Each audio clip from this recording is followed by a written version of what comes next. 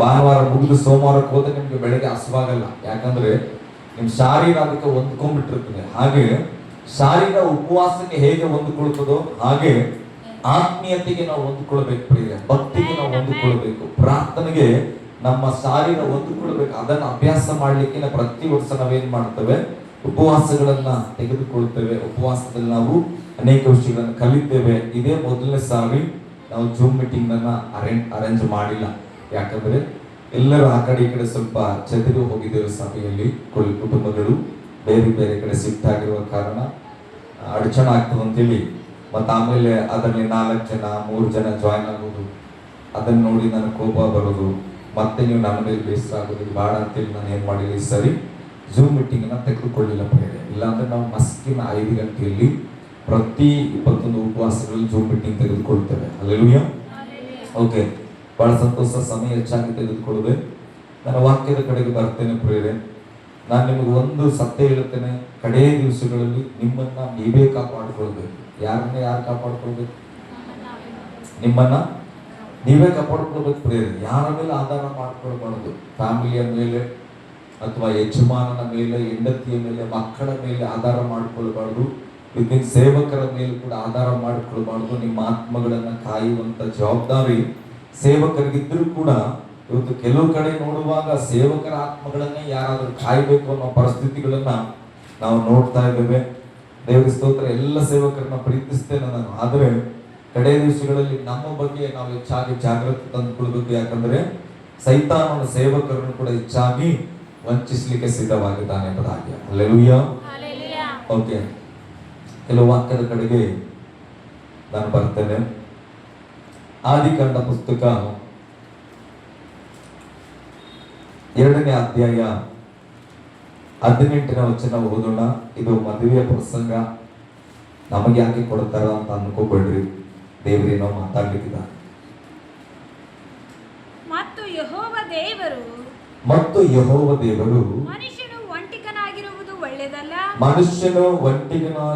ಒಳ್ಳೆಯದಲ್ಲ, ಅವನಿಗೆ ಸರಿಬೀಳುವ ಸಹಕಾರಿಯನ್ನು ಉಂಟು ಮಾಡುವೆನೋ ಅಂದನು. Okay, hallelujah. ಇಲ್ಲಿ ಬೈಬಲ್ ಹೇಳುತ್ತೆ, ಆದಾಮನನ್ನ ದೇವರು ಸೃಷ್ಟಿ ಮಾಡಲ್ಪಟ್ಟನು ಪ್ರಿಯರೇ. ಮೊದಲು ತನ್ನ ಸ್ವರೂಪದಲ್ಲಿ, ಅಂದ್ರೆ ನಮ್ಮ ಸ್ವರೂಪದಲ್ಲಿ ಮನುಷ್ಯನನ್ನ ಉಂಟು ಮಾಡಬೇಕೆಂಬುದಾಗಿ ಯೋಚನೆ ಮಾಡಿ ಆದಾಮನನ್ನ ದೇವರು ಹೇಗಿದ್ದಾನೋ ಹಾಗೆ ಸೃಷ್ಟಿ ಮಾಡಲ್ಪಟ್ಟನು.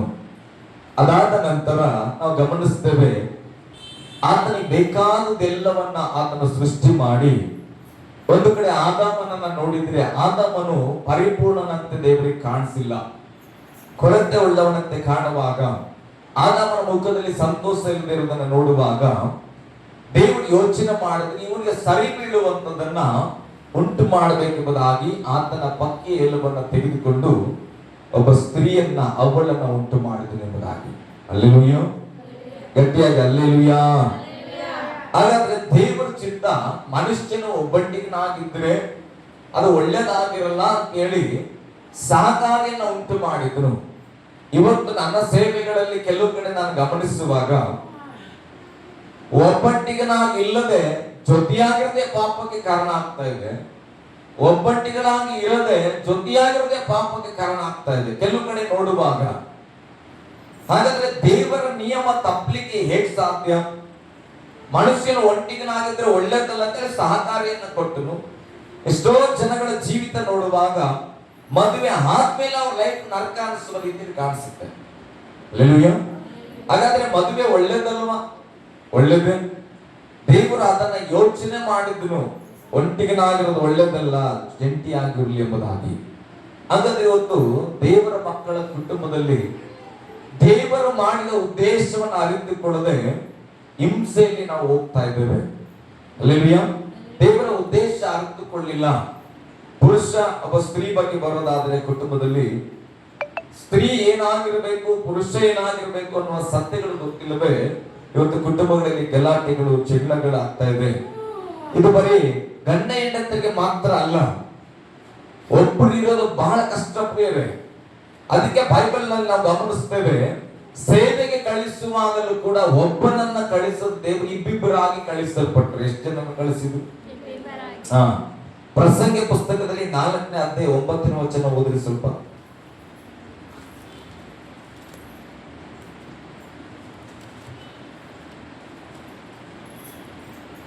ಪ್ರಸಂಗಿ 4:9.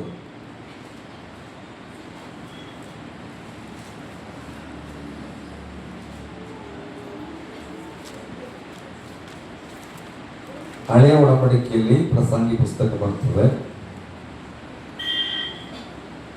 4:9. ಒಬ್ಬನಿಗಿಂತ ಇಬ್ಬರು ಲೇಸು. ಬೈಬಲ್ ಹೇಳುತ್ತೆ ಒಬ್ಬರಿಗಿಂತ ಇಬ್ಬರು ಇದ್ರೆ ಒಳ್ಳೆಯದು. ಯಾಕಂದ್ರೆ ಅವರ ಶ್ರಮಕ್ಕೆ ಶುಭ ಫಲ, ಒಳ್ಳೆಯ ಫಲ, ಪ್ರತಿಫಲ ಸಿಗುತ್ತೆ ಎಂಬುದಾಗಿ. ಇವತ್ತು ನಾನು ಸಾಮಾನ್ಯವಾಗಿ ವೈಯಕ್ತಿಕವಾಗಿ ಲೋಕವನ್ನ ಗಮನಿಸುವಾಗ, ಯವನಸ್ಥರನ್ನ ಗಮನಿಸುವಾಗ, ಸ್ಟೂಡೆಂಟ್ಸ್ ಗಳನ್ನ ಗಮನಿಸುವಾಗ, ಲೋಕದಲ್ಲಿ ಇಡ್ತಾ ಇರುವಂತದ್ದು ಏನ್ ಗೊತ್ತಾ, ಎಲ್ಲಾರು ಸ್ಟೇಟಸ್ ಗಳನ್ನ ನಾನು ಗಮನಿಸ್ತೇನೆ. ಕೆಲವು ಕಡೆ ನೊಂದ ಹೃದಯದಿಂದ ನಾನು ಒಬ್ಬಂಟಿಗನಾಗಿದ್ದೇನೆ, ನನ್ನನ್ನು ಒಬ್ಬಂಟಿಗನಾಗಿ ಬಿಟ್ಬಿಡ್ರಿ, ಎಲ್ಲ ನನ್ನನ್ನು ಪ್ರತ್ಯೇಕವಾಗಿ ಬಿಡ್ರಿ, ನನ್ನ ಡಿಸ್ಟರ್ಬ್ ಮಾಡ್ಬಿಡ್ರಿ, ನನ್ನ ಜೀವನ ನಾನು ಹೇಗೋ ನೋಡ್ಕೊಳ್ತೇನೆ, ಕುಟುಂಬದಲ್ಲಿ ಇರೋದೇ ಸಮಸ್ಯೆ, ಒಬ್ಬಂಟಿಗನಾಗಿದ್ರೆ ಸಂತೋಷ ಇರ್ತಾ ಇತ್ತು, ಅನಾಥನಾಗಿದ್ರೆ ಸಂತೋಷವಾಗಿ ಇರ್ತಾ ಇದ್ದೆ. ಹಲ್ಲೆಲೂಯಾ. ಸ್ತ್ರೀಯರ ಪರಿಸ್ಥಿತಿನೂ ಹಾಗೆ, ಪುರುಷರ ಪರಿಸ್ಥಿತಿನೂ ಹಾಗೆ. ಹಾಗಾದ್ರೆ ಯಾಕೆ ಮನುಷ್ಯನಿಗೆ ಈಗ ಅನಿಸ್ತಾ ಇದೆ ಅಂದ್ರೆ ಅರ್ಥ, ಆ ಕುಟುಂಬದಲ್ಲಿ ಅಥವಾ ಸ್ನೇಹಿತರ ಮಧ್ಯದಲ್ಲಿ ಅಥವಾ ಸಹೋದರ ಮಧ್ಯದಲ್ಲಿ ಪ್ರೀತಿ ಇಲ್ಲದ ಕಾರಣ ಮನುಷ್ಯನ ಇವತ್ತು ನಾನು ಒಬ್ಬಂಟಿಗನಾಗಿ ಬೇರ್ಪಡಬೇಕು ಅನ್ನತಕ್ಕಂಥ ಆಲೋಚನೆ ಮಾಡ್ತಾ ಇದ್ದಾನೆ. ಇದು ಒಳ್ಳೆದಲ್ಲ ಪ್ರಿಯರೇ. ಬೈಬಲ್ ಹೇಳ್ತದೆ ಮನುಷ್ಯನು ಕುಟುಂಬವಾಗಿ ಬದುಕಬೇಕು, ಮನುಷ್ಯನು ಜಂಟಿಯಾಗಿ ಬದುಕಬೇಕು, ಮನುಷ್ಯನು ಸಾಮೂಹಿಕವಾಗಿ ಬದುಕಬೇಕಂತೇಳಿ ದೇವರ ಚಿತ್ತ ಇದ್ರೆ, ಇವತ್ತು ಸೈತಾನನು ಏನ್ ಮಾಡ್ತಾ ಇದ್ದಾನೆ, ಕುಟುಂಬಗಳಲ್ಲಿ ಗಲಭೆಗಳನ್ನ ತಂದು, ಜಗಳವನ್ನ ತಂದು, ವೈಮನಸ್ಸುಗಳನ್ನ ತಂದು, ಹೆಚ್ಚು ಕಡಿಮೆ ಭೇದ ಭಾವವನ್ನ ತಂದು, ಇವರನ್ನ ಬಿಟ್ಟು ನಾನು ಹೋಗ್ಬೇಕು ಅನ್ನುವಂತ ಆಲೋಚನೆಗಳಿಗೆ ಇವತ್ತು ಯವನಸ್ಥರನ್ನ ಹೆಚ್ಚಾಗಿ ನಡೆಸಕತ್ತಾನೆ. ಹಲ್ಲೆಲೂಯಾ. ಗಟ್ಟಿಯಾಗಿ ಹಲ್ಲೆಲೂಯಾ. ಆದ್ರೆ ನಾನು ನೀನು ದೇವರ ಆತ್ಮನ ಹೊಂದಿಕೊಂಡಿದ್ದೇವೆ. ಇವತ್ತು ನಾನು ನಿಮ್ಗೆ ಪ್ರಶ್ನೆ ಇಡ್ತೇನೆ, ನಿಮ್ಮ ಮನಸ್ಸು ಹಾಗೆ ಅನಿಸ್ತಾ ಇದ್ರೆ ನಮಗೆ ಇವತ್ತು ದೇವರ ಸಂಕಲ್ಪ ಗೊತ್ತಿಲ್ಲ, ಅಥವಾ ದೇವರ ಚಿತ್ತದಲ್ಲಿ ಹೋಗುವುದಕ್ಕೆ ನಮಗೆ ಧೈರ್ಯ ಸಾಲ್ತಾ ಇಲ್ಲ, ಅಥವಾ ದೇವರ ಚಿತ್ತದಲ್ಲಿ ಹೋಗುವಾಗ ಬರುವ ಸಮಸ್ಯೆಗಳನ್ನ ಎದುರಿಸುವಂತ ಧೈರ್ಯವಿಲ್ಲದೆ ನಾವೇನ್ ಮಾಡ್ತೇವೆ, ಮಾರ್ಗವನ್ನ ಚೇಂಜ್ ಮಾಡ್ಲಿಕ್ಕೆ ನೋಡ್ತೇವೆ, ಮನೆ ಬಿಟ್ಟು ಓಡ್ಬಿಡ್ಬೇಕಂತಾರೆ ಕೆಲವು ಮನಸ್ಸು. ಈ ಮನೆಯಲ್ಲಿ ಹುಟ್ಟದೆ ಹೋಗಿದ್ರೆ ಚೆನ್ನಾಗಿತ್ತು, ತಂದೆ ತಾಯಿ ಇಲ್ಲ ಅಂದ್ರೆ ಚೆನ್ನಾಗಿತ್ತು, ಕುಡುಕ ತಂದೆ ಇದ್ರೆ ತಂದೆ ಇಲ್ಲ ಅಂದ್ರೆ ಚೆನ್ನಾಗಿತ್ತು ಸರ್ ಅಂತ ಕೆಲವರು ಮಕ್ಕಳು. ಯಾಕಂದ್ರೆ ಇದ್ದು ಕೂಡ ಫಾಯ್ದೆ ಇಲ್ಲ, ಇರೋದ್ರ ಅಲ್ಲದೆ ಮತ್ತೆ ಸಮಸ್ಯೆ ಅನ್ನುವ ರೀತಿಯಲ್ಲಿ. ತಪ್ಪಾಗಿ ನೆನೆಸ್ಬೇಡ್ರಿ, ತಂದೆ ತಾಯಿಯನ್ನ ಪ್ರೀತಿಸ್ರಿ. ಇವತ್ತು ಲೋಕ ಪ್ರೆಸೆಂಟ್ ಏನ್ ಸಮಸ್ಯೆ ಎದುರಿಸ್ತಾ ಇದೆ ಅಂದ್ರೆ ಇದನ್ನ, ಕುಟುಂಬದಲ್ಲಿ ಗೌರವಿತವಾಗಿ ಬದುಕದೇ ಇರುವ ಕಾರಣ, ಅಥವಾ ಕೆಲವು ತಂದೆ ತಾಯಿಗಳು ಆಶ್ರಮ ಸೇರ್ಕೊಳ್ಬೇಕಂತ ಅವ್ರು ಸೇರಿಸೋದು ಆ ಕಡೆ ಇರಲಿ, ಮಕ್ಕಳು ಸಾಕಾಗಲ್ಲ ಅಂತ ಕೆಲವರು ಸೇರಿಸ್ತಾ ಇದ್ದಾರೆ, ಕೆಲವರು ಮಕ್ಕಳೊಟ್ಟಿಗೆ ಇರಕ್ಕಾಗಲ್ಲ ಅಂತೇಳಿ ಅವ್ರು ಏನ್ ಮಾಡ್ತಾರೆ, ತಾವೇ ಹೋಗಿ ಆಶ್ರಮ ಸೇರ್ಕೊಳ್ತಾ ಇದ್ದಾರೆ. ಕಾರಣ ಅಂದುಕೊಂಡ ಹಾಗೆ ಜೀವನ ನಡೀದೇ ಇರೋದು, ನಾವು ಬಯಸಿದಂತೆ ನಮ್ಮ ಕುಟುಂಬ ಇಲ್ಲದೆ ಇರೋದು, ನಾವು ಬಯಸಿದ ಹಾಗೆ ನಮ್ಮ ಮಕ್ಕಳು ಬೆಳವಣಿಗೆ ಕಾಣದೇ ಇರೋದ್ರಿಂದ ಇವತ್ತು ಏನಾಗ್ತದೆ, ದೇವರ ಚಿತ್ತ ಇಲ್ಲದ ಜೀವಿತದಲ್ಲಿ ನಾವು ಆಸೆ ಪಡ್ತಾ ಇದ್ದೇವೆ, ಬಯಸ್ತಾ ಇದ್ದೇವೆ, ನನ್ನನ್ನು ಒಬ್ಬಟ್ಟಿಗೆ ನಾಗಿ ಕಳಿಸ್ಕೊಡಪ್ಪ, ಊಟಕ್ಕಿಲ್ಲ ಅಂದ್ರೂ ಪರವಾಗಿಲ್ಲ, ಬಟ್ಟೆ ಇಲ್ಲ ಅಂದ್ರೂ ಪರವಾಗಿಲ್ಲ, ನನಗೆ ಸಾಕಾಗಿದೆ ಎಂಬುದಾಗಿ. ಆದ್ರೆ ಬೈಬಲ್ ಹೇಳ್ತದೆ ಒಬ್ಬನಿಗಿಂತ ಇಬ್ಬರು ಲೇಸು, ಯಾಕೆಂದ್ರೆ ಅವರ ಶ್ರಮೆಗೆ ತಕ್ಕ ಪ್ರತಿಫಲ ಸಿಗುತ್ತೆ ಎಂಬುದಾಗಿ. ಹಲ್ಲೆಲೂಯಾ. ಗಟ್ಟಿಯಾಗಿ ಹಲ್ಲೆಲೂಯಾ. 1 ಕೊರಿಂಥದವರಿಗೆ ಬರೆದ ಪತ್ರಿಕೆಗೆ ನಾವು ಬರೋಣ. 1 ಕೊರಿಂಥ 13ನೇ ಅಧ್ಯಾಯ. 1 ಕೊರಿಂಥ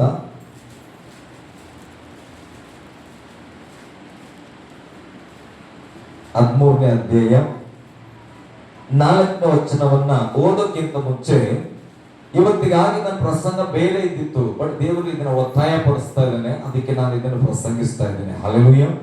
ನಾನು ಹೇಳ್ತೇನ್ರಿ, ಈ ಪ್ರಸಂಗ ಕೇಳಿದ ಮೇಲೆ ನಮ್ಗೆ ಯಾರು ಒಂಟಿಗರಾಗಿ ಇರಬೇಕು ಅನ್ನೋ ಮನಸ್ಸನ್ನ ತೊರಿಬೇಕು. ನಾನು ಒಬ್ಬಂಟಿಗನಾಗಿರ್ಬೇಕು, ಒಬ್ಬಳಾಗಿರ್ಬೇಕು ಅನ್ನುವಂಥ ಮನಸ್ಸನ್ನ ತೊರೆದು ಕುಟುಂಬವಾಗಿ ನಾನು ಇರಬೇಕು, ಕುಟುಂಬದ ಜೊತೆಯಲ್ಲಿ ನಾನು ಇರಬೇಕು, ಅಣ್ಣ ತಮ್ಮಂದರ ಸಂಗಡ ನಾನು ಇರಬೇಕು ಅನ್ನತಕ್ಕಂಥ ಭಾವನೆಯನ್ನ ಕಟ್ಕೊಳ್ಬೇಕು. ಅದೇ ಕ್ರಿಸ್ತನ ಹೃದಯ. ಅದಕ್ಕೆ ಯೇಸು ಸ್ವಾಮಿ ಶಿಲುಬೆ ಏರುವಾಗಲೂ ಏನ್ ಮಾಡಿದ್ರು, ತನ್ನ ತಾಯಿಯ ಜವಾಬ್ದಾರಿಯನ್ನ ಒಬ್ಬ ಒಳ್ಳೆ ಶಿಷ್ಯನಿಗೆ ಒಪ್ಪಿಸಿದ್ರು.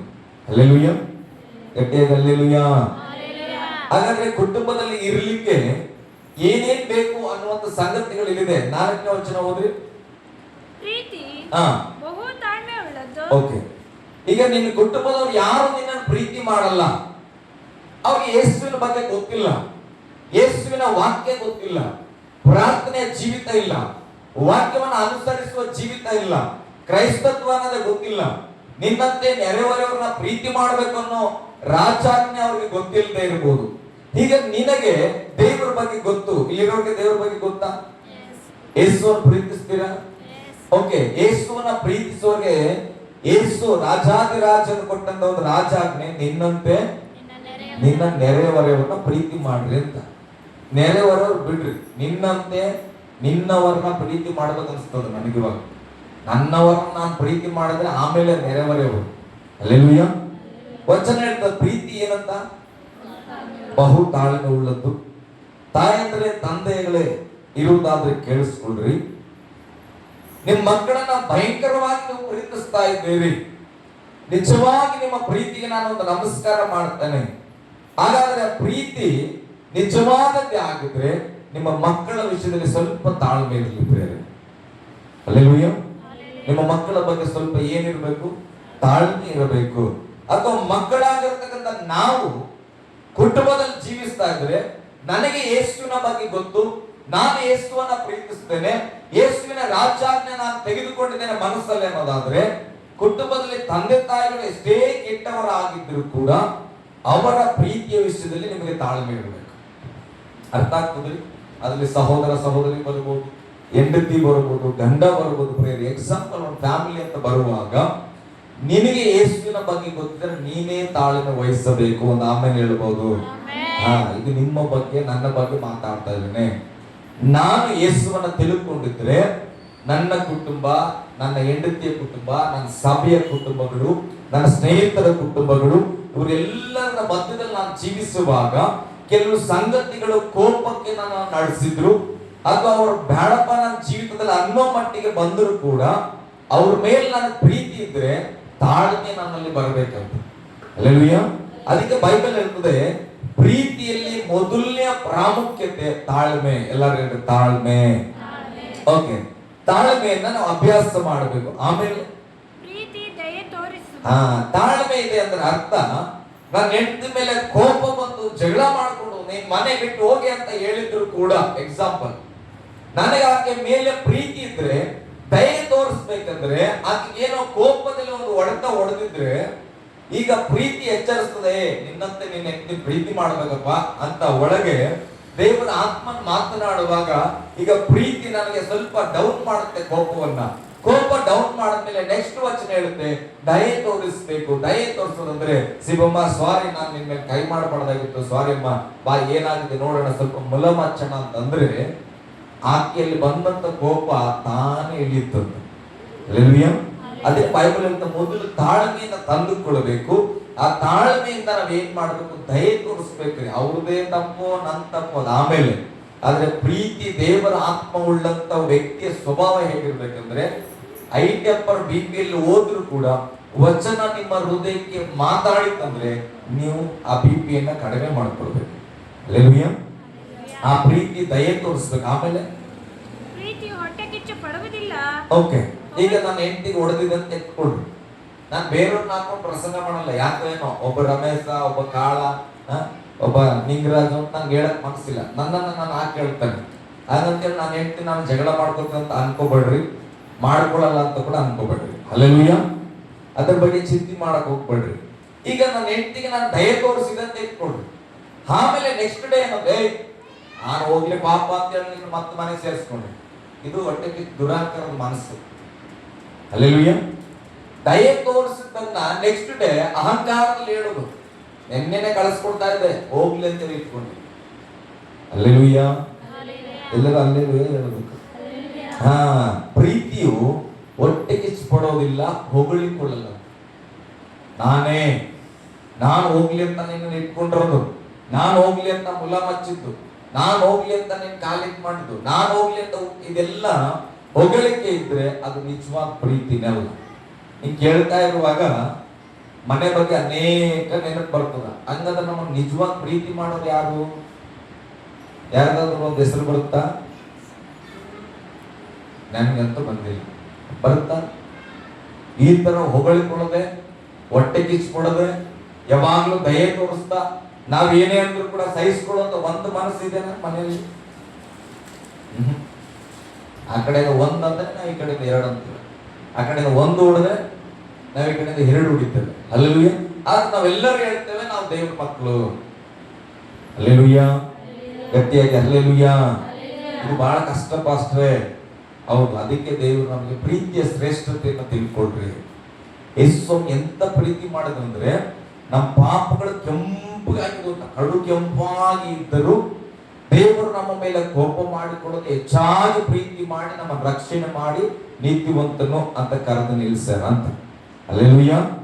ಓಕೆ, ಆಮೇಲೆ ಹೊಗಳಿಕೊಳ್ಳುವುದಿಲ್ಲ, ಒಪ್ಪಿಕೊಳ್ಳುವುದಿಲ್ಲ, ಮರ್ಯಾದೆಗೆಟ್ಟು ನಡೆಯುವುದಿಲ್ಲ. ಹಲ್ಲೆಲೂಯ. ಓಕೆ, ಇದೆಲ್ಲವನ್ನ ಸ್ವಲ್ಪ ನನಗೆ ಬಿಡಿಸ್ಲಿಕ್ಕೆ ಸಮಯ ಇಲ್ಲ. ಇದೆಲ್ಲ ಒಂದೇ ಕ್ಯಾಟಗರಿಯಲ್ಲಿ ಬರ್ತದೆ. ಅಹಂಕಾರ ಪಡಬಾರ್ದು, ಗರ್ವ ಪಡಬಾರ್ದು, ಒಪ್ಪಿಕೊಳ್ಳಬಾರ್ದು, ಮರ್ಯಾದೆಗೆಟ್ಟಿ ನಡಿಬಾರದು. ಹಲ್ಲೆಲೂಯ. ಓಕೆ, ಆಮೇಲೆ ಸ್ವಪ್ರಯೋಜನವನ್ನ ಚಿಂತಿಸುವುದಿಲ್ಲ. ನನ್ನ ಪ್ರಯೋಜನವನ್ನ, ನನಗೆ ಬೆಳಿಗ್ಗೆ ಎದ್ದಾಗ ಚಾಯ್ ಕೊಡ್ಲಿಲ್ಲ ಅಂದ್ರೆ ಎಲ್ಲೆಲ್ಲೂ ಕೋಪ, ಇವತ್ತಿಗೂ ಕಷ್ಟ. ಈ ವಿಚಾರಕ್ಕೆ ನಮ್ಮ ಮನೇಲಿ ಒಂದ್ಸಾರಿ ದೊಡ್ಡ ಗಲಾಟೆ ಆಗ್ಬಿಟ್ಟು, ಆವಾಗಿಂದ ನಾನು ಹೆಂಡತಿನ ಚಾಯ್ ಕೇಳದೆ ಬಿಟ್ಬಿಟ್ಟೆ. ಹಲ್ಲೆಲೂಯ. ನಿಜ ಇರ್ತಾನೆ, ನಾನು ಶಿವಮ್ಮ ನಾನು ಚಾಯ್ ಮಾಡ್ಕೊಡು, ಬೇರೆ ಎಲ್ಲ ನಾನು ಕೇಳ್ತಾನೆ, ಚಾಯ್ ಮಾಡ್ಕೊಡು ಅಂತ ಕೇಳಲ್ಲ. ಕಾರಣ ಏನ್ ಗೊತ್ತಾ? ಬೈಬಲ್ ಹೇಳ್ತದೆ, ಅದ್ರ ವಿಚಾರದಲ್ಲಿ ನನಗೆ ಆಕೆಗೆ ಕಷ್ಟ ಆಗ್ತದಂದ್ರೆ ಅದನ್ನ ಬಿಟ್ಟುಕೊಡ್ರಿ. ಬೈಬಲ್ ಏನ್ ಹೇಳ್ತದೆ ಗೊತ್ತಿರೋ, ಒಂದು ಕಡೆ ಒಬ್ಬ ಮಟನ್ ತಿನ್ನದ ವ್ಯಕ್ತಿ ಇದ್ರೆ, ಮಾಂಸ ತಿನ್ನದವನಿದ್ರೆ ಅವನ್ ಮುಂದೆ ನೀನು ಊಟ ಮಾಡಬೇಡ ಅಂತ ಹೇಳ್ತದ ಬೈಬಲ್. ನಿನ್ಗೆ ಬಲವಂತ ಮಾಡಿ ಊಟ ಮಾಡಿಸಂತ ಹೇಳಲ್ಲ. ಅವನಿಗೋಸ್ಕರ ನೀನೇನ್ ಮಾಡಬೇಕು? ನೀನೇ ಆ ಊಟ ಮಾಡೋದನ್ನ ಬಿಟ್ಟುಕೊಡ್ಬೇಕೆಂಬುದಾಗಿ. ಹಲ್ಲೆಲೂಯ. ಗಟ್ಟಿಯಾಗಿ ಹಲ್ಲೆಲೂಯ. ಸ್ವಪ್ರಯೋಜನ, ನನಗೆ ಬಹಳ ಇಷ್ಟ ಚಾಯ್, ಇದು ನನ್ನ ಉಪಯೋಗ, ನನ್ನ ಪ್ರಯೋಜನಕ್ಕಿರೋದು. ಆದ್ರೆ ನನ್ನ ಹೆಂಡತಿಯನ್ನು ನಾನು ಪ್ರೀತಿಸ್ತೇನೆಂದ್ರೆ ನನ್ನ ಸ್ವಪ್ರಯೋಜನವನ್ನೇ ಚಿಂತೆ ಮಾಡದೆ ಆಕೆಯ ಬಗ್ಗೆ ನಾನು ಚಿಂತೆ ಮಾಡಬೇಕು. ಅದನ್ನ ಪ್ರೀತಿ ಅಂತ ಕರೀತಾರೆ. ಹಲ್ಲೆಲೂಯ. ಅದೇ ಆಕೆಯ ಭಾಗಕ್ಕೂ ಕೂಡ ಬರುವಾಗ, ಆದ್ರೂ ನಮ್ಮ ಶಿವಮ್ಮ ಅವಾಗ ಚಾಯ್ ಮಾಡ್ಕೊಡ್ತಲ್ಲ, ಮನೆಯಲ್ಲಿ ಯಾರು ಇರ್ಲಿಲ್ಲ ಅಂದ್ರೆ ತಾನಾಗಿ ತಾನು ಹೋಗಿ ಚಾಯ್ ಮಾಡ್ಕೊಡ್ತಾಳೆ. ಅದು ಆಕೆ ನನ್ನನ್ನು ಮಾಡುವಂತ ಪ್ರೀತಿ. ಅಂದ್ರೆ ನಾನ್ ಕುಡಿಯಲ್ಲ, ಆಕೆ ಮೀನ್ ತಿನ್ನಲ್ಲ, ಮಟನ್ ತಿನ್ನಲ್ಲ, ಚಿಕನ್ ತಿನ್ನಲ್ಲ, ಚಾಯ್ ಕುಡಿಯಲ್ಲ, ಕಾಫಿ ಕುಡಿಯಲ್ಲ, ಆದ್ರೆ ಎಲ್ಲವನ್ನ ಮಾಡಿಕೊಡ್ತಾಳೆ. ಯಾಕೆ? ನಾನ್ ಕುಡಿಯಲ್ಲ, ನಾನ್ ತಿನ್ನಲ್ಲ ಅಂದ್ರೆ ಅವ್ನು ತಿನ್ಬೇಡ ಅಂದ್ರೆ ಇದು ತಪ್ಪಾಗ್ತದೆ. ಸ್ವಪ್ರಯೋಜನ ಅಂದ್ರೆ ನನಗ್ ಬೇಕಾದದನ್ನ ಮಾತ್ರ ಮಾಡೋದೇ ಸ್ವಪ್ರಯೋಜನ. ನನಗ್ ಮಾತ್ರ ಒಳ್ಳೇದಾಗ್ಬೇಕು, ನನಗ್ ಮಾತ್ರ ಅಗತ್ಯತೆಗಳಾಗ್ಬೇಕು, ನನಗೆ ಏನ್ ಬೇಕೋ ಹಾಗೆ ನಾನು ಬದುಕ್ತಿರೋದು ಸ್ವಚಿಂತೆ ಪ್ರೇರಣೆ. ಬೈಬಲ್ ಹೇಳ್ತದೆ, ಈ ಸ್ವಚಿಂತೆ ಇದ್ರೆ ನಿನ್ ಹೃದಯ ಪ್ರೀತಿ ಹೃದಯ ಅಲ್ಲ. ಪಕ್ಕದಲ್ಲಿ ಕೈ ಕೊಟ್ಟು ಹೇಳ್ರಿ, ಸ್ವಂತ ಚಿಂತೆಯನ್ನ ಮಾಡದೆ ಪಕ್ಕದವ್ರ ಬಗ್ಗೆ ಕೂಡ ಸ್ವಲ್ಪ ಚಿಂತೆ ಮಾಡೋಣ. ಅಂದ್ರೆ ಪಕ್ಕದ ಮನೆಯವ್ರು ಏನ್ ಮಾಡ್ತಾರ, ಜಗಳ ಆಡ್ತಾರ, ಎಲ್ಲಿ ಹೋದ್ರು ಬಂದ್ರೆ ಅದ್ರ ಬಗ್ಗೆ ಅಲ್ಲ, ನಮ್ಮ ಮನೆಯಲ್ಲಿ ನಮ್ಮ ಪಕ್ಕದಲ್ಲಿರುವ ಸಹೋದರ ಸಹೋದರಿಯರು ಅಥವಾ ವಿಶ್ವಾಸಿಗಳ ಬಗ್ಗೆ ಒಳ್ಳೆದಾಗಿ ಚಿಂತೆ ಮಾಡೋದ್ರ ಬಗ್ಗೆ ನಾನು ಕಲಿಸ್ತಾ ಇದ್ದೇನೆ. ಹಲ್ಲೆಲೂಯ. ಮತ್ತೆ ಇನ್ ಸ್ವಲ್ಪ ಮುಂದೆ ಇದೊಂದು ಬಹಳ ಹೋರಾಟ ನನ್ನ ಲೈಫಲ್ಲಿ. ಅದಕ್ಕೆ ಬಹಳ ಸಲ ನಾನು ಏನ್ ಮಾಡ್ತೇನೆ, ಬಹಳ ಕೋಪ ಬಂದ್ರೆ ವರ್ಕೌಟ್ ಮಾಡ್ತೇನೆ. ನನ್ನ ಜೀವನ ಯಾವಾಗ ಸ್ಟ್ರಗಲ್ ಹೋಗ್ತಿರ್ತದಲ್ಲ ಅವಾಗ ನನ್ನ ಬಾಡಿ ಫಿಟ್ನೆಸ್ ಚೆನ್ನಾಗಿರ್ತದೆ. ಕಾರಣ ಏನಂದ್ರೆ ನನಗೆ ಬೇರೆ ಗೊತ್ತಿಲ್ಲ. ನನಗೆ ಕೋಪ ಅಥವಾ ಸಮಸ್ಯೆಗಳು ಹೆಚ್ಚಾದಾಗ ಪ್ರಾರ್ಥನೆ ಮಾಡ್ತೇನೆ, ಜೊತೆಗೆ ವರ್ಕೌಟ್ ಸ್ಟಾರ್ಟ್ ಮಾಡ್ತೇನೆ. ಅವಾಗ ಬಾಡಿ ಕೂಡ ಫಿಟ್ ಆಗಿರ್ತದೆ. ಹಲ್ಲೆಲೂಯ. ಗಟ್ಟಿಯಾಗಿ ಹಲ್ಲೆಲೂಯ. ಸಿಟ್ಟುಕೊಳ್ಬಾರ್ದು. ಕೋಪ ಬಂದ್ರೆ ಏನಾಗ್ತದೆ? ಪಾಪ ಮಾಡ್ತೇವೆ. ಬೈಬಲ್ ಹೇಳ್ತದೆ, ಕೋಪಗೊಂಡರು ಪಾಪ ಮಾಡ್ಬೇಡ್ರಿ ಅಂದ್ರೆ ದೇವ್ರಿಗೆ ಗೊತ್ತು. ಕೋಪ ಪಾಪಕ್ಕೆ ನಡೆಸುತ್ತೆ. ಕಾಯಿನಿಗೆ ಕೋಪ ಬಂತು, ಏಬೆಲ್ ಮೇಲೆ ಏನ್ ಮಾಡಿದ್ರು? ಕತ್ತಲ್ ಮಾಡಕ್ ಕೊಲೆನೇ ಮಾಡ್ಬಿಟ್ರು ತಮ್ಮನನ್ನು. ಎಲ್ಲಿ ನಡೆಸ್ತದೋ ಕೋಪವು ಒಬ್ಬ ಮನುಷ್ಯನ ಹತ್ಯೆ ಮಾಡುವುದರ ಕಡೆಗೆ ನಡೆಸಿದ್ದು ಪ್ರೇರೆ. ಇವತ್ತು ನಮ್ಮಲ್ಲಿಯೂ ಕೂಡ ಕೋಪ ಇದೆ, ಇವತ್ತು ಎಲ್ಲರಿಗೂ ಕೂಡ ಕೋಪ ಇದೆ. ಆದ್ರೆ ಆ ಕೋಪನ ಹೇಗೆ ಉಪಯೋಗ ಮಾಡ್ತೀರಿ ಅನ್ನೋದು ಬಹಳ ಪ್ರಾಮುಖ್ಯ ಪ್ರೇರೆ. ಸಿಕ್ಕಿದ ಕಡೆ ಎಲ್ಲ ಕೋಪವನ್ನು ತೋರಿಸಿ, ಸಿಕ್ಕಿದ ಕಡೆ ಎಲ್ಲ ಅದನ್ನು ಉಪಯೋಗ ಮಾಡಿ, ಅಥವಾ ಗಾದೆ ಹೇಳ್ತಾರೆ, ಕೋಪದ ಕೈಗೆ ನಮ್ಮ ಬುದ್ಧಿಯನ್ನ ಕೊಡಬೇಡ್ರಿ ಎಂಬುದಾಗಿ. ಕೋಪದಲ್ಲಿ ಸಿಕ್ಕಿದ್ದನ್ನು ಹೊಡಿಬೇಕನ್ನಿಸ್ತದ, ಹೊಡೆದ ಮೇಲೆ ಆ ವ್ಯಕ್ತಿ ಸತ್ತೋಗ್ಬಿಟ್ರೆ ಎಷ್ಟೇ ದುಃಖ ಪಟ್ಟರು ಕೂಡ ಸಿಗೋದಿಲ್ಲ. ಹಲ್ಲೆಲೂಯ. ಅದನ್ನೇ ಬೈಬಲ್ ಹೇಳ್ತದೆ, ಸಿಟ್ಟುಕೊಳ್ಳೋದಿಲ್ಲ, ಪ್ರೀತಿ ಇದ್ರೆ ಸಿಟ್ಟುಕೊಳ್ಳಲ್ಲ ಅಂತ.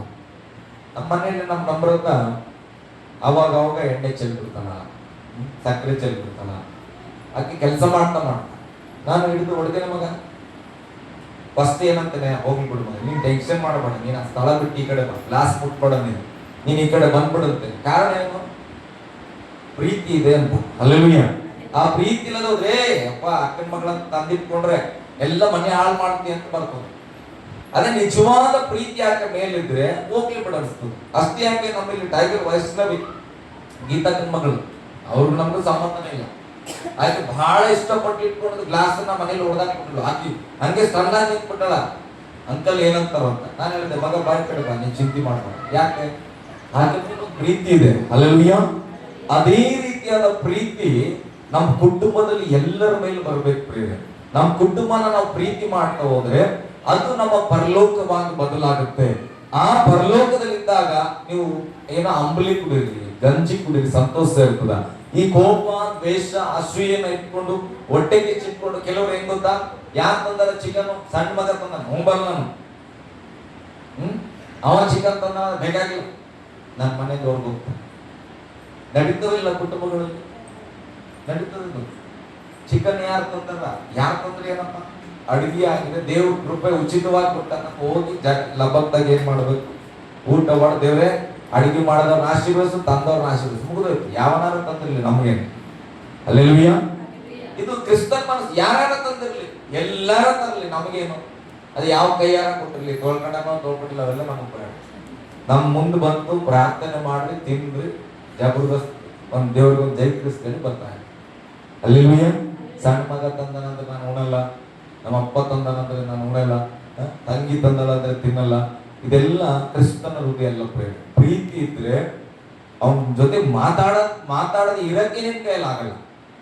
ಹಲ್ಲೆಲೂಯಾ. ಓಕೆ, ಒಂದು ಸ್ವಲ್ಪ ಮುಂದೆ ಹೋಗೋಣ. ಹಾಗೆ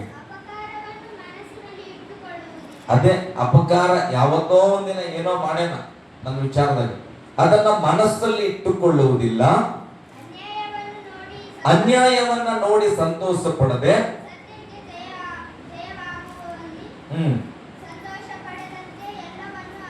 ಇರ್ಲಿ ಮಗ, ನಿಧಾನ, ಜಯವಾಗುವಲ್ಲಿ ಸಂತೋಷ ಪಡುತ್ತದೆ. ಅಲ್ಲ, ಪಡುತ್ತದೆ ಅಲ್ಲ, ಪಡಲ್ಲ, ಅದನ್ನು ಸಂತೋಷ ಪಡುತ್ತದೆ. ಹಲ್ಲೆಲೂಯಾ. ಈಗ ನನಗೂ ಶಾಲೂ ಸ್ವಲ್ಪ ವೈಮನಸ್ಸಂತ ಇಟ್ಕೊಂಡ್ರೆ ಜಗಳ. ಅವಾಗ ಈಗ ಆತನ ಬುಕ್ಕನ್ನ ಯಾರು ಕರ್ಕೊಂಡು ಹೋಗ್ಬಿಟ್ರ, ಅವಾಗ ನನ್ನ ಮನಸ್ಸಿಗೆ ಬಹಳ ಸಂತೋಷ.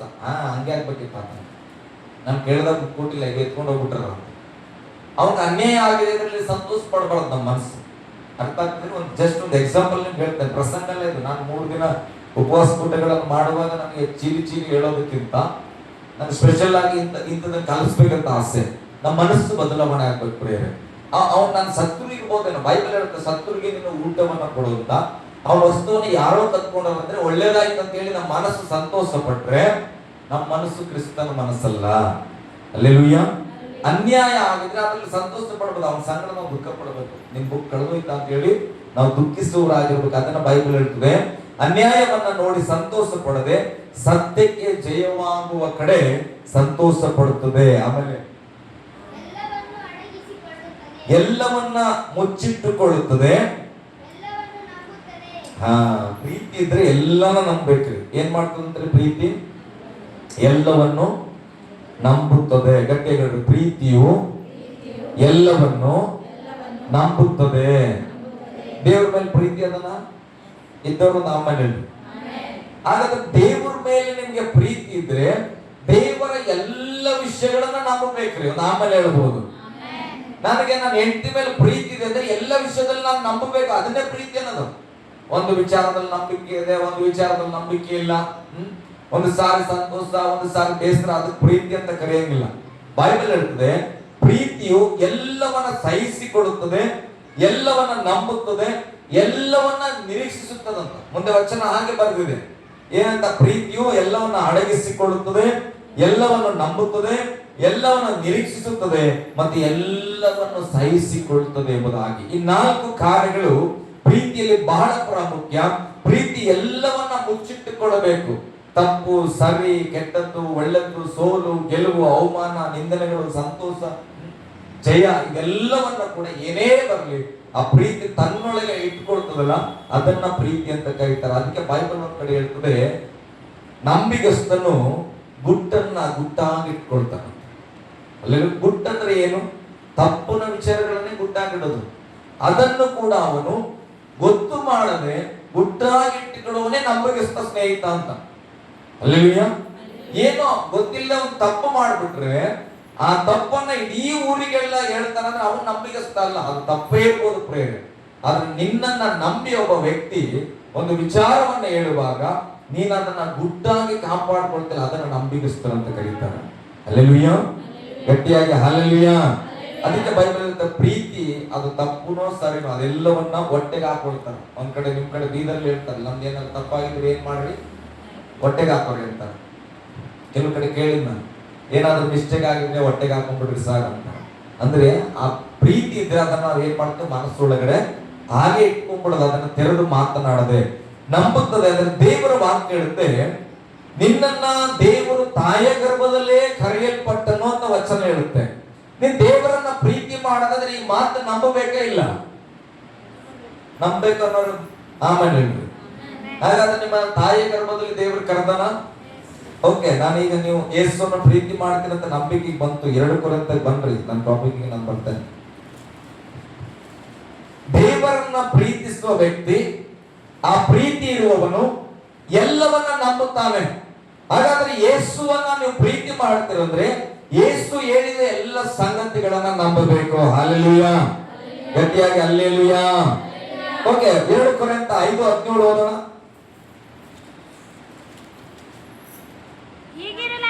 ಹೀಗಿರಲಾಗಿ ಯಾವನಾದರೂ ಕ್ರಿಸ್ತನಲ್ಲಿ ಇದ್ದರೆ ಅವನು ನೂತನ ಸೃಷ್ಟಿಯಾದನು, ಇಗೋ ಪೂರ್ವ ಸ್ಥಿತಿ ಹೋಗಿ ಎಲ್ಲವೂ ನೂತನವಾಯಿತು ಎಂಬುದಾಗಿ ವಚನ ಹೇಳುತ್ತೆ.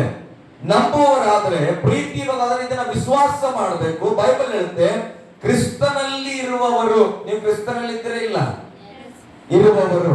ನೀವೇನಾಗಿದ್ದೀರಿ? ಹಾಗಾದ್ರೆ ನೂತನ ಸೃಷ್ಟಿ ಆಗಿದ್ದೀರಿ.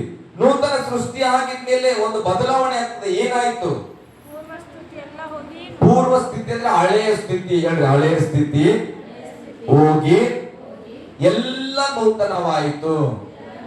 ನೀನು ಯೇಸುವನ್ನ ನಂಬಿದಾಗ ಈಗ ನಿನಗೆ ಮೊದಲು ಒಂದು ಜೀವಿತ ಇತ್ತು. ಯೇಸುವನ್ನ ನಂಬಿದ ಮೇಲೆ ನೀನು ನೂತನ ಸೃಷ್ಟಿ. ಹಳೆಯ ಸಂಗತಿಗಳೆಲ್ಲ ಹೋಗಿ ಎಲ್ಲವೂ ಹೊಸದಾಯಿತು ಅಂತ ಹೇಳುತ್ತೆ. ಹಳೆ ಸಂಗತಿ ಏನಿತ್ತು?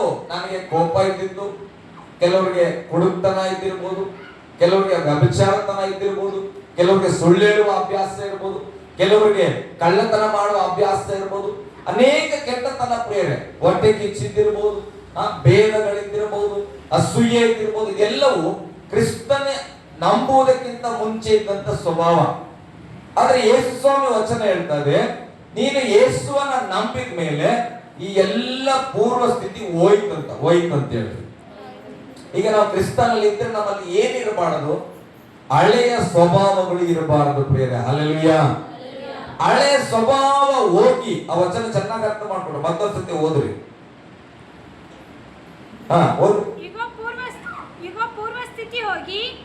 ಪೂರ್ವ ಸ್ಥಿತಿ ಹೋಗಿ ಹೇಳ್ರಿ ಎಲ್ಲರೂ. ಇಗೋ ಪೂರ್ವ ಸ್ಥಿತಿ ಹೋಗಿ, ಹಳೆ ಸ್ಥಿತಿ ಹೋಗಿ, ಹಳೆ ಕಷ್ಟ ಹೋಗಿ, ಹಳೆ ಸಾಲ ಹೋಗಿ, ಹಳೆ ರೋಗ ಹೋಗಿ, ಹಳೆ ಕೋಪ ಹೋಗಿ, ಹಳೆಯ ಕೆಟ್ಟತನ ಹೋಗಿ, ಆಮೇಲೆ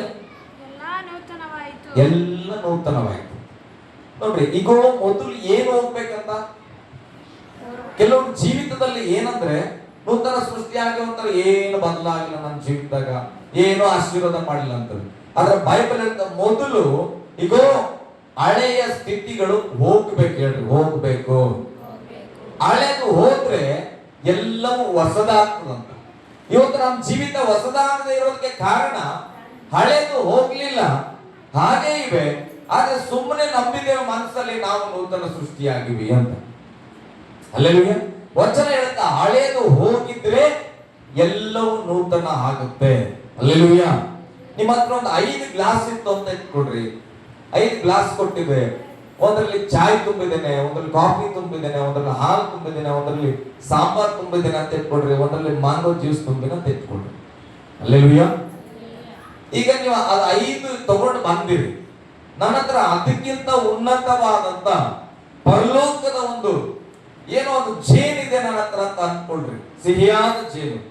ಈಗ ಅದನ್ನ ನಾನು ನಿಮ್ಗೆ ಹಾಕ್ಬೇಕಂದ್ರೆ ನೀವು ಯಾವ ಲೋಟನ ಖಾಲಿ ಮಾಡ್ತೀರೋ ಆ ಲೋಟದಲ್ಲಿ ನಾನು ಜೇನು ಹಾಕ್ತೇನೆ. ಹಾಗೆ ಕೆಲವರು ದೇವರ ಸ್ತೋತ್ರ ಯೇಸುವನ್ನು ನಂಬಿದ ತಕ್ಷಣ ಇದ್ದು ಬಂದು ಲೋಟನೆಲ್ಲ ಖಾಲಿ ಮಾಡ್ಬಿಡ್ತಾರೆ. ಏನ್ ಬೇಕಾಗಿಲ್ಲಪ್ಪ, ನನಗೆ ಯೇಸು ಒಬ್ಬನೇ ಸಾಕಂತ ಹೇಳಿ ಯೇಸುವನ್ನ ಇಟ್ಕೊಂಡು ಖಾಲಿ ಪಾತ್ರೆಯಾಗಿ ಬಂದವ್ರಿಗೆ ದೇವರು ಟಮಾಟ ಒಮ್ಮೆಲೆ ಎಲ್ಲ ತುಂಬಿಸಲ್ಪಡ್ತಾರೆ. ಕೆಲವರು ಏನ್ ಮಾಡ್ತಾರೆ ನೋಡ್ತಾರೆ, 5 ಐಟಮ್ ಅಲ್ಲಿ ಸಾಂಬಾರ್ ಸ್ವಲ್ಪ ಖಾರ ಅದೊಂದು ಸ್ವಲ್ಪ ಖಾಲಿ ಮಾಡ್ತಾನೆ. ಆದ್ರೆ ಮ್ಯಾಂಗೋ ಜ್ಯೂಸ್ ಅಂದ್ರೆ ನನಗೆ ಬಹಳ ಇಷ್ಟ, ಚಾಯ್ ಅಂದ್ರೆ ಬಹಳ ಇಷ್ಟ, ಕಾಫಿ ಅಂದ್ರೆ ಬಹಳ ಇಷ್ಟ. ಹೀಗೆ ಇಟ್ಕೊಂಡು ಬಂದ್ರೆ ಯಾವ್ದು ಖಾಲಿ ಆಗಿದೋ ಆ ಭಾಗದಲ್ಲಿ ದೇವರು ತುಂಬಿಸ್ತಾನೆ. ನೀನ್ ಯಾವ್ದಲ್ಲಿ ಹಳೇ ಸಂಗತಿನ ತುಂಬಿಕೊಂಡು ಬಂದಿದೆಯೋ ಆ ಸಂಗತಿ ಹಾಗೇ ಟ್ರಾವೆಲ್ ಆಗ್ತಾ ಇರ್ತದೆ. ಆದ್ರೆ ನಮ್ಗೆ ಈ ವಚನ ಸರಿಯಾಗಿ ನಂಬಕ್ಕಾಗಲ್ಲ. ಏನಂತ ಎಲ್ಲ ನೂತನ ಆಯ್ತು ಅಂತ ವಚನ ಹೇಳುತ್ತೆ, ನನ್ನ ಲೈಫಲ್ಲಿ ಏನೂ ಹೊಸದಾಗಿಲ್ಲ ಅಂತ. ಆದ್ರೆ ಬೈಬಲ್ ವಚನ ಹೇಳುತ್ತೆ, ಮೊದಲು ಹಳೆದನ್ನೆಲ್ಲ ಇಲ್ಲದಂತೆ ನೀನು ಮಾಡು. ಹಳೆದು ಪೂರ್ವ ಸ್ಥಿತಿ ಹೋಗ್ಬೇಕ್ರಿ, ಹಳೆಯ ನಂಬಿಕೆ ಹೋಗ್ಬೇಕು, ಹಳೆಯ ಪಾರಂಪರೆಗಳು ಹೋಗ್ಬೇಕು, ಹಳೆಯ ಸುಳ್ಳಾದ ಜೀವಿತ ಹೋಗ್ಬೇಕು, ಹಳೆಯ ಕೆಟ್ಟ ನೋಟಗಳು, ಕೆಟ್ಟ ಸ್ಪರ್ಶ, ಕೆಟ್ಟ ಮಾತುಗಳನ್ನ ಕೇಳಿಸ್ಕೊಳ್ಳೋದು ಇದೆಲ್ಲ ಹೋದ್ರೆ ದೇವರು ನಮ್ಮನ್ನ ಹೊಸದಾಗಿ ತುಂಬಿಸ್ತಾನೆ. ಅವಾಗ ಯಾರನ್ನಾದ್ರೂ ನೋಡಿದ್ರೆ ಪ್ರೈಸ್ ಲಾರ್ಡ್ ಸಿಸ್ಟರ್ ಅಂತ ಬರುತ್ತೆ. ಅಲ್ಲೇಲೂಯಾ. ಇವತ್ತು ಅವರದಲ್ಲಿ ಎಲ್ಲರೂ ಹೇಳ್ತಾರೆ ದೇವರ ಸ್ತೋತ್ರ. 2016 ಬಂದಾಗ ನನಗೆ ಗೊತ್ತಿರೋದು ಅವರದಲ್ಲಿ ಪಾಸ್ಟರ್ ಮಾತ್ರ ಪ್ರೈಸ್ ಲಾರ್ಡ್ ಹೇಳ್ಬೇಕನ್ನೋದು ಇತ್ತು ಈ ಪರಿಸ್ಥಿತಿ. ಯಾರಿಗೆ ಪ್ರೈಸ್ ಲಾರ್ಡ್ ಹೇಳ್ತಿರು? ಪಾಸ್ಟರ್ ನೋಡಿದ್ರೆ ಮಾತ್ರ ಜೈಕಿಸ್ತಾರ ನೋಡು. ಪಕ್ಕದ ಮನೇಲಿ ಎಷ್ಟು ಮಂದಿ ದೇವ್ರ ಮಕ್ಳು ಇರ್ಲಿ ಅವ್ರಿಗೆ ಜೈಕಿಸ್ತಾನೆ. ಯಾಕಂದ್ರೆ ಅವ್ರ ಮುಖ ನೋಡ್ಬೇಕನ್ನ ಆಸೆನೆ ನಮ್ಗಿಲ್ಲ. ಯಾಕೆ ಪ್ರೈಸ್ ಲಾರ್ಡ್ ಹೇಳ್ತೇವೆ? ಬೆಳಗ್ಗೆ ಎದ್ದು ಯಾರನ್ನ ನೋಡಿದ್ರೆ, ಶಿಲ್ಪ ತಂಗಿ ನೋಡಿದ್ರೆ ಪ್ರೈಸ್ ಲಾರ್ಡ್ ಮಾತ್ರ ದೇವ್ರೆ ನಾನು ಶಿಲ್ಪ ಇಬ್ರು ಬದುಕಿವಿ, ನಾವು ದೇವ್ರ ಮಕ್ಕಳು ಒಬ್ಬರೊಬ್ರು ನೋಡ್ಕೊಂಡಿವಿ, ದೇವ್ರಿಗೆ ನಿನಗೆ ಮಹಿಮೆ ಆಗ್ಲಿ ಅಂತ. ಪಕ್ಕದ ಮನೆಗೆ ನೋಡಿ ಯಾವಾಗ ನೋಡಿದ್ರು ಶಿಲ್ಪದ ಮೇಲೆ ನನ್ನ ಮನಸ್ಸೇ ಇಲ್ಲ, ಕೋಪ. ಇನ್ನೊಬ್ಬರ ಶಿಲ್ಪ ಹೆಂಗ ಸ್ತೋತ್ರ ಹೇಳ್ಬೇಕು? ಈ ತರದ ಮನಸ್ಥಿತಿ ಇದ್ರೆ ನಾವು ನೂತನ ಸೃಷ್ಟಿನ ಯಪ್ಪ ಇನ್ನಾಳ ಶಿಲ್ಪ ಇನ್ನಾರ ಪಾಸ್ಟ್ರು ಭೂಮಿ ಮೇಲೆ ಪ್ರೈಸ್ ಲಾರ್ಡ್ ಬರಲ್ಲ. ಆಕೆ ಮೇಲೆ ನನ್ನ ಪ್ರೀತಿ ಇದ್ರೆ ಯಾವಾಗ ಬೆಳಗ್ಗೆ ಎದ್ದು ಶಿಲ್ಪನ ಮುಖ ನೋಡ್ತಾನ ಅನಿಸ್ತಾ ಇರ್ತದೆ. ನೋಡಿದ ತಕ್ಷಣ ದೇವರ ಸ್ತೋತ್ರ ಬರುತ್ತೆ. ಹಲ್ಲೆಲೂಯಾ. ನೂತನ ಸೃಷ್ಟಿಯ ಸ್ವಭಾವ ಅಂದ್ರೆ ಬದಲಾವಣೆ ಆಗ್ಬೇಕ್ರಿ. ಯೇಸುವನ್ನು ನಂಬಕ್ಕಿಂತ ಮುಂಚೆ ಎಲ್ಲರ ಮೇಲೆ ದ್ವೇಷ ಇದ್ದಿರ್ಬೋದು. ಯೇಸುವನ್ನು ನಂಬಿದ ತಕ್ಷಣ ಬೈಬಲ್ ಹೇಳ್ತಾರೆ ನೀನು ಹೊಸ ಸೃಷ್ಟಿ ಅಂದ್ರೆ ಹಳೆದನ್ನೆಲ್ಲ ಮಾಡ್ತು, ಎಲ್ಲರನ್ನ ಪ್ರೀತಿ ಮಾಡೋ ಸ್ವಭಾವ ಬಂದ್ರೇನೆ ನೀನು ನೂತನ ಸೃಷ್ಟಿ. ಹಲ್ಲೆಲೂಯಾ. ಗಟ್ಟಿಯಾಗಿ ಹಲ್ಲೆಲೂಯಾ. ಅದಕ್ಕೆ ಇವತ್ತು ನಾವು ತೀರ್ಮಾನ ಮಾಡಬೇಕೆ ಗೊತ್ತಾ, ನನ್ನಲ್ಲಿ ಇನ್ನ ಯಾವ್ದು ಹಳೆಯ ಸೃಷ್ಟಿ ಇದೆ, ಯೇಸುವನ್ನ ನಂಬಿದ ಮೇಲೂ ಹಳೇದು ಯಾವ್ದು ಟ್ರಾವೆಲ್ ಮಾಡ್ತಾ ಇದೆಯೋ ಅದನ್ನ ನಾವಿವತ್ತು ಕಟ್ ಮಾಡಕ್ಕೆ ತೀರ್ಮಾನ ಮಾಡಬೇಕು. ಅದನ್ನ ತೆಗೆದಾಕಿದ್ರೆ ಆ ಭಾಗದಿಂದ ಬರಬೇಕಾದ ಆಶೀರ್ವಾದವನ್ನ ದೇವರು ನನಗೂ ನಿನಗೂ ಕೊಡ್ಲಿಕ್ಕೆ ಶಕ್ತನಾಗಿದ್ದಾನೆ. ಹಲ್ಲೆಲೂಯಾ. ಗಟ್ಟಿಯಾಗಿ ಹಲ್ಲೆಲೂಯಾ. ಸ್ವಲ್ಪ ಮುಂದೆ ಹೋದ್ರೆ ಹಾಗೆ ಇದೆಲ್ಲ ಯಾರಿಂದ ಉಂಟಾದದ್ದು? ಒಂದ್ಸರಿ ಏನೋ ನಾನೀಗ ಬಹಳ ಚೇಂಜ್ ಆಗಿನೇ. ಯಾಕೆ ಗರ್ವ ಪಡಬೇಕು? ನಾನೇನು ಚೇಂಜ್ ಆಗಿದ್ದೇನೆ? ದೇವರ ವಾಕ್ಯ ನನ್ನನ್ನು ಬದಲಾಯಿಸಿದೆ. ಹಲ್ಲೆಲೂಯಾ. ಬೈಬಲ್ ಅಂತ ಇದೆಲ್ಲ ಯಾವುದರಿಂದ ಆಯ್ತಂತ? ದೇವರಿಂದಲೇ ಉಂಟಾದದ್ದು. ಆತನು ಕ್ರಿಸ್ತನ ಮೂಲಕ ನಮ್ಮನ್ನು ತನಗೆ ಸಮಾಧಾನ ಪಡಿಸಿಕೊಂಡು ಸಮಾಧಾನ ವಿಷಯವಾದ ಸೇವೆಯನ್ನು ನಮಗೆ ಅನುಗ್ರಹಿಸಿದ್ದಾನೆ. ಈಗ ಹಳೇ ಸ್ಥಿತಿ ಹೋಯಿತು, ಈಗ ಹೊಸ ಸೃಷ್ಟಿ ಆಗಿದೆ. ಹೇಳ್ರಿ, ಹೊಸ ಸೃಷ್ಟಿ. ಹಳೆಯ ಎಲ್ಲ ಕೆಟ್ಟ ಸ್ವಭಾವ ಹೋಗಿದೆ, ಎಲ್ಲ ಹೊಸ ಸ್ವಭಾವ ಬಂದಿದೆ. ಇದೆಲ್ಲವೂ ದೇವರಿಂದಲೇ ಆದದ್ದು. ಹಾಗಾದ್ರೆ ದೇವರಿಂದ ಇದು ಆಗಿದ್ರೆ ನಮ್ಮಲ್ಲಿ ಒಂದು ಕೆಲಸ ನಡೀತಾ ಇರ್ತದೆ, ಕ್ರಿಯೆ. ಹಲ್ಲೆಲೂಯಾ. ನಿಮ್ ಮನೇಲಿ ಫ್ಯಾನ್ ಇದ್ದಿತ್ತು, ಅದು ಏನಂತಿರೋದು ಕಂಡೆನ್ಸರ್ ಚೌಕ್ ಅಂತವೆ, ಅದು ಹೋಗಿತ್ತು, ಅದು ಹಳ್ಳಿ ತಿರುಗ್ತಾ ಇತ್ತು ಅಂತ ಇಟ್ಕೊಂಡು. ಈಗ ನೀವು ಹೊಸ ಕಂಡೆನ್ಸರ್ ತಂದು ಹಾಕಿದಾಗ ಫ್ಯಾನಿಗೆ ಏನಾಗ್ಬೇಕು? ಸ್ಪೀಡ್ ಆಗಿ ತಿರುಗಬೇಕು. ಮೊದಲು ತಿರುಗ್ತಾ ಇತ್ತು, ಆದ್ರೂ ಏನೋ ಬರ್ತಾ ಇದ್ದಿಲ್ಲ ಮಕ್ಕಳವ್ರಿಗೆ. ಏನ್ ಬರ್ತಿದ್ದಿಲ್ಲ? ಗಾಳಿ ಬರ್ತಿದ್ದಿಲ್ಲ. ಈಗ ಕಂಡೆನ್ಸರ್ ಹಾಕಿರಿ, ಸ್ಪೀಡ್ ಆಗಿ ತಿರುಗ್ತಾ ಇದಕ್ಕೆ ಏನ್ ಬರ್ಬೇಕು? ಇವಾಗ ಬರ್ತಾ ಇಲ್ಲ ಅಂದ್ರೆ ಕಿತ್ತು ಬಿಸಾಕ್ತಾರ ಬೇಕಾರ ಅಲ್ಲ. ಇದೇನಿದು ಕಾಸು ತಿರುಗಿದ್ರು ಕೂಡ ಬರ್ತಾ ಇಲ್ಲ ಅಂತ. ಇವತ್ತು ಕೆಲವ್ರು ಹಂಗೆ ಯೇಸು ಸ್ವಾಮಿ ನಂಬಕ್ಕಿಂತ ಮುಂಚೆ ಹೆಂಗಿದ್ದಪ್ಪ, ನಾನು ಹಂಗಿದೆ ಸರ್ ಹಂಗ್ ಬೈತಾರೆ, ಹಿಂಗೆ ಓಕೆ ಸ್ತೋತ್ರ. ನಂಬಿ ಎಷ್ಟು ವರ್ಷ? 5 ವರ್ಷ. ಈಗ ಹೆಂಗಿದೆ? ನಾನು ಈಗ ಹಂಗೆ ಬೈತೇನೆ, ಹಂಗೆ ಮಾಡ್ತಾನೆ, ಹಿಂಗೆ ಮಾಡ್ತಾನೆ. ಸಭೆಯಲ್ಲಿ ಬಂದು ಸ್ತೋತ್ರ ಹೇಳ್ತಾನೆ. ಹಲ್ಲೆಲೂಯಾ. ಇದು ಗಾಳಿ ಇಲ್ಲ, ಆದ್ರೆ ಸ್ಪೀಡ್ ತಿರುಗಾಗ್ತದೆ. ಹಲ್ಲೆಲೂಯಾ. ಗಟ್ಟಿಯಾಗಿ ಹಲ್ಲೆಲೂಯಾ. ಹಾಗೆ ನಾವು ನೂತನ ಸೃಷ್ಟಿಯಾಗಿದ್ರೆ ಆ ಫ್ಯಾನ್ ಹೇಗೆ ಗಾಳಿಯನ್ನ ಕೊಡುತ್ತೋ ಹಾಗೆ ನಮ್ಮ ಜೀವಿತದಲ್ಲೂ ಕೂಡ ಒಂದು ಕಾರ್ಯ ಕಾಣ ಬರುತ್ತೆ. ಅದೇನು ವಚನ ಹೇಳ್ತಾರೆ, ಹೋದ್ರಿ ಹೋದ್ ಮಗ ಬೇಗ. ಆ ಸಮಾಧಾನ ವಾಕ್ಯವೇನೆಂದರೆ, ಅಲ್ಲ ಹಿಂದ್ಗಡೆ ವಚನ, ಸಮಾಧಾನ ಪಡಿಸಿಕೊಂಡು ಸಮಾಧಾನ ವಿಷಯವಾದ ಸೇವೆಯನ್ನು ನಮಗೆ ಅನುಗ್ರಹಿಸಿದ್ದಾನೆ. ಯಾರಿಗೆ ಕೊಟ್ಟನ ಇದು? ನಮಗೆ. ಅದೇ ಯಾರಿಗೆ? ನಮಗೆ ಅಂದ್ರೆ ಯಾರು ನೂತನ ಸೃಷ್ಟಿಯಾಗಿರೋ ಅವ್ರಿಗೆ ಏನ್ ಕೊಟ್ಟನ ದೇವರು? ತನ್ನನ್ನ ದೇವರ ಕ್ರಿಸ್ತನಲ್ಲಿ ಸಮಾಧಾನ ಪಡಿಸಿಕೊಂಡು ನಮಗೆ ಸಮಾಧಾನ ವಿಷಯವಾದ ಸೇವೆಯನ್ನ ಕೊಟ್ಟನು. ಮೊದಲು ಸೇವೆ ವಿಷಯ ಬರುವಾಗ ಪಾಸ್ಟರ್ ಮಾತ್ರ ಅಂತ ಎಲ್ಲೂ ಕೊಟ್ಟಿಲ್ಲ, ಸೇವಕರುಗಳಿಗೆ ಮಾತ್ರ, ಬಿಷಪ್ಗೆ ಮಾತ್ರ ಅಂತ ಕೊಟ್ಟಿಲ್ಲ. ವಚನ ಹೇಳುತ್ತೆ, ಯಾರೆಲ್ಲ ಯೇಸುವನ್ನ ನಂಬಿ ನೂತನ ಸೃಷ್ಟಿ ಆಗಿದ್ದಾರೋ ಅವರೆಲ್ಲರಿಗೂ ಕೂಡ ದೇವರು ಸಮಾಧಾನ ವಿಷಯವಾದ ಸೇವೆಯನ್ನು ಕೊಟ್ಟನು. ಹಾಗಾದ್ರೆ ನಾವು ಪ್ರತಿಯೊಬ್ಬರು ಸೇವಕರಾಗಿದ್ದೇವೆ. ಒಂದು ಆಮೇಲೆ ಹೇಳ್ಬೇಕು. ನಿಮ್ಮ ಮನೆಯಲ್ಲಿ ಇದ್ದೀರಿ, ನಿಮಗೆ ಎಂತ ಸೇವೆ ಕೊಟ್ಟನ ದೇವರು? ಎರಡು ಗಟ್ಟಿ, ಎಂತ ಸೇವೆ? ಸಮಾಧಾನ ಸೇವೆ. ಈಗ ನೀನು ಹೊಸ ಸೃಷ್ಟಿಯಾಗಿದ್ದೆ, ನಿನಗೆ ದೇವರು ಒಂದು ಸೇವೆ ಕೊಟ್ಟನ, ಅದು ಸಮಾಧಾನದ ಸೇವೆ. ಹಾಗಾದ್ರೆ ನಾನೀಗ ಶಿಲ್ಪ ಮನೆಗೆ ಹೋಗ್ತೇನೆ, ಶಿಲ್ಪ ತಂಗಿ ಮನೆಗೆ ಹೋಗ್ಲಿ, ನನ್ನಲ್ಲಿ ಏನ್ ಕೊಟ್ಟಂತ ಹೇಳಿ ಎಂತ ಸೇವೆ ಕೊಟ್ಟನ? ಸಮಾಧಾನದ ಸೇವೆ. ಅವ್ರ ಮನೇಲಿ ಏನು ಉಂಟಾಗ್ಬೇಕು? ನಾನು ಹೋಗಿದ್ರೆ ಅವ್ರ ಮನೇಲಿ ಜಗಳ. ಹಾಗಾದ್ರೆ ಎಂತ ಸೇವೆ ಇದು? ಪಾಸ್ಟರ್ ಮಾತ್ರ ಅಂತಲ್ಲ, ನಾವೆಲ್ಲರಿಗೂ ಸೇವೆ ಕೊಟ್ಟಂತೇವೆ. ಕೆಲವು ದೇವ್ರ ಮಕ್ಕಳು ಮನೆಗೆ ಬಂದ್ರೆ ಏನಾದ್ರು ಪಿತೂರಿ ಆಗ್ಬಿಡ್ತದೆ. ಬಂದು ಹೋಗಿ ಬಂದು ಹೋದ, ಉಂಡು ಹೋದ, ಕೊಂಡು ಹೋದ ಅನ್ನಂಗೆ. ಬಂದ್ರು, ಒಳ್ಳೆ ಬಿರಿಯಾನಿ ಮಾಡಿ, ಅಡಿಗೆ ಮಾಡಿ, ಅವ್ರಿಗೆ ಜ್ಯೂಸ್ ಕೊಟ್ಟು, ಸ್ಪ್ರೈಟ್ ಕೊಟ್ಟು, ಎಲ್ಲ ಕೊಟ್ಟು, ಬೆಡ್ ಹಾಕಿ ಮಲಗಿಸಿ ಎಲ್ಲ ಹೋದ್ರೆ ಆಮೇಲೆ ನಮ್ಮ ಮನೆಯಲ್ಲಿ ಏನ್ ಮಾಡಿರ್ತಾರೆ? ಅಸಮಾಧಾನ ಕಟ್ಟಿ ಹೋಗ್ಬಿಟ್ಟಿರ್ತಾರೆ. ಏನೋ ಒಂದು ಹೇಳಿ, ನಿಮ್ಮ ಅತ್ತೆ ಹಿಂಗೆ, ನಿಮ್ಮ ಅಮ್ಮ ಹಿಂಗೆ, ನಿಮ್ಮ ಅಣ್ಣ ಹಿಂಗೆ, ನಿಮ್ಮ ಅತ್ತೆ ಹಿಂಗೆ. ಹಲ್ಲೆಲೂಯಾ. ಇದು ಸೇವೆ ಮಾಡಕ್ಕೆ ಕರೆದನ ನಮ್ಮ ದೇವರು? ದೇವರು ವಚನ ಹೇಳುತ್ತೆ, ನಮಗೆ ಸಮಾಧಾನ ವಿಷಯವಾದ ಸೇವೆ ಕೊಟ್ಟನಂದ್ರೆ ನಾವ್ ಯಾರ್ಯಾರು ನೂತನ ಸೃಷ್ಟಿ ಆಗಿದ್ದೇವಲ್ಲ, ಶಿಲ್ಪನ ಅಪರೂಪಕ್ಕೆ ಭೇಟಿ ಆದ್ರೂ ಕೂಡ ಆಕೆಗೆ ಅನಿಸ್ಬೇಕು, ಅರ್ಸಬಾರ್ದು ಜೊತೆ ಮಾತನಾಡ ಸ್ವಲ್ಪ ಸಮಾಧಾನ ಅನಿಸ್ತಪ್ಪ ಅನ್ಬೇಕು. ಶಿಲ್ಪ ತಂಗಿ ನಮ್ಮ ಮನೆಗೆ ಬಂದು ಮಾತಾಡಿದ್ರೆ ಶಿಲ್ಪ ಬಂದ್ರೆ ನಮ್ಗೆ ಸ್ವಲ್ಪ ಸಮಾಧಾನ ಅನಿಸ್ಬೇಕು. ಇದು ಸಮಾಧಾನ ಸೇವೆ. ದೇವರ ಮಕ್ಕಳನ್ನ ಒಬ್ಬರು ಮತ್ತೊಬ್ಬ ದೇವರ ಮಕ್ಕಳು ಭೇಟಿ ಆಗುವಾಗ ಅವ್ರ ಹೃದಯ ಸಮಾಧಾನ ಆಗ್ಬೇಕ್ರಿ. ಅದಕ್ಕೆ ದೇವರು ನಮ್ಮನ್ನ ಕರೆಯಲ್ಪಟ್ಟನ. ಅದಕ್ಕೆ ದೇವರು ತಾಯಿಯ ಗರ್ಭದಲ್ಲಿದ್ದಾಗ ಆರಿಸಿದ್ದು. ನೀನು ಹೋಗಿ ಎಲ್ಲ ಮನೆ ಹೊಡಿಯಂತಲ್ಲ, ಎಲ್ಲ ಮನೇಲಿ ಪಿತೂರಿ ಇಟ್ಬಿಡು, ಎಲ್ಲ ಮನೇಲಿ ಜಗಳ ತಂದು ಇಟ್ಬಿಡು. ಅಲ್ಲ, ಅಲ್ಲಿ ಹೋಗಿ ಅವ್ರ ಮನೇಲಿ ಒಂದು ವಾಚ್ ಎತ್ತಿ ಜೇಬ್ಗೆ ಹಾಕೊಂಡ್ಬಿಡು, ಆಮೇಲೆ ನಿಮ್ ಸೊಸೆನೇ ಎತ್ಕೊಂಡಿರ್ಬೇಕ್ರಿ ಅಂತ. ಹಿಂಗ ನಾನು ನಿಜ ಹೇಳ್ತಾ ಇದ್ದೇನೆ, ದೇವ್ರ ಮಕ್ಕಳ ಲೈಫಲ್ಲಿ ಎಲ್ಲ ಆಗ್ತಾ ಇದೆ. ಕೆಲವು ಕಡೆ ಸೇವೆಗೆ ಹೋಗುವಾಗ ಬಹಳ ದುಃಖ ಅನಿಸ್ತದೆ. ಯಾವ ವಚನ ಓದ್ತಾ ಇದ್ದೇವೆ, ಯಾವ ದೇವರನ್ನು ನಂಬಿವಿ ನಾವು? ಇಲ್ಲಿ ವಚನ ಹೇಳ್ತದೆ, ಆತನಿಗೆ ಸಮಾಧಾನ ವಿಷಯ ಎಂಬ ಸೇವೆಯನ್ನ ನಮಗೆ ಅನುಗ್ರಹಿಸಿದ್ದಾನೆ. ಮುಂದೆ ಒಂದ್ ಸ್ವಲ್ಪ ಹೋದ್ ಮಗ, ನೀನು ಒಂದ್ ಸ್ವಲ್ಪ ಸ್ಟಾಪ್ ಮಾಡೋಣ. ನೀವು ಸದ್ಯ ಆ ಸಮಾಧಾನ ವಾಕ್ಯವೇನೆಂದರೆ ಏನಂತ?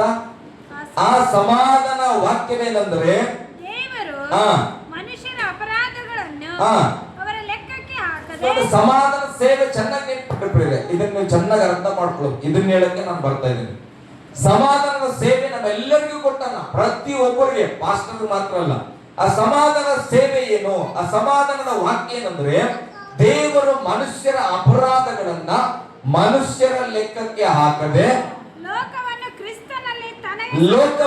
ಕ್ರಿಸ್ತನಲ್ಲಿ ತನಗೆ ಸಮಾಧಾನ ಪಡಿಸಿಕೊಳ್ಳುತ್ತಿದ್ದನೆಂಬುದೇ ಅದನ್ನು ಸಾರುವ ಸೇವೆಗೆ ನಮ್ಮನ್ನು ನೇಮಿಸಿದ್ದಾನೆ. ಓಕೆ, ಇದರ ಅರ್ಥ ಬಾಯಲ್ಲಿ ಸೌಂಡ್.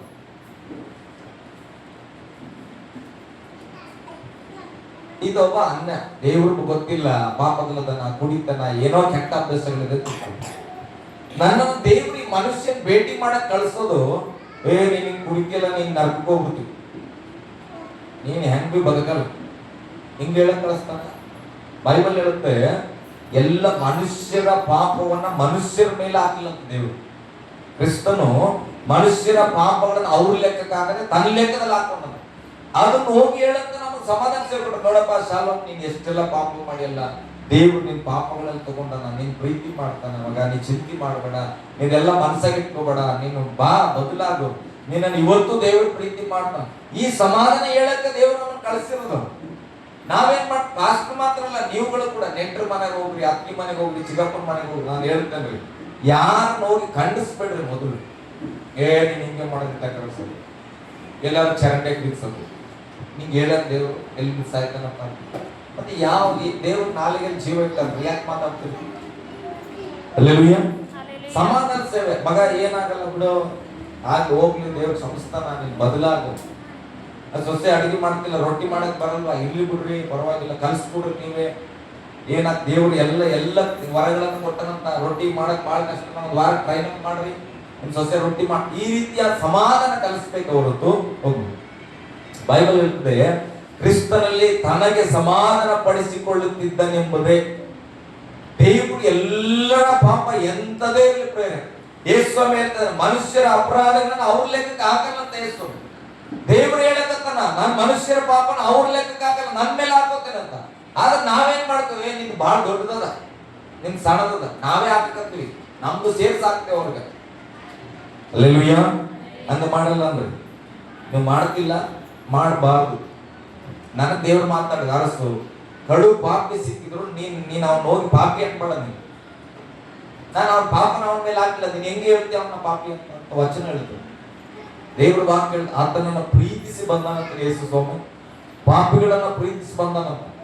ನಾವೇನ್ ಮಾಡ್ತಾ ಇದ್ದೇವೆ? ತದ್ವಿರುದ್ಧ. ದೇವ್ರಿಗಿಂತ ನಾವು ದೊಡ್ಡವರು, ದೇವ್ರಿಗಿಂತ ಶ್ರೇಷ್ಠ, ದೇವ್ರಿಗಿಂತ ಪರಿಶುದ್ಧರು ನಾವು. ದೇವ್ರೇ ಸುಮ್ಮನೆ ಕೂತಿರ್ತಾರ, ನಾವು ಅವ್ರ ಬಚಾಕ್ ಕೊಡ್ಬೇಕ್ರಿ, ಸಹಾಯ ಕೊಡ್ಬೇಕ್ರಿ, ಮತ್ತೊಂದು ಮಾಡ್ಬೇಕಂತ. ಅಲ್ಲೆಲೂಯ್ಯ. ಗಟ್ಟಿಯಾಗಿ ಅಲ್ಲೆಲೂಯ್ಯ.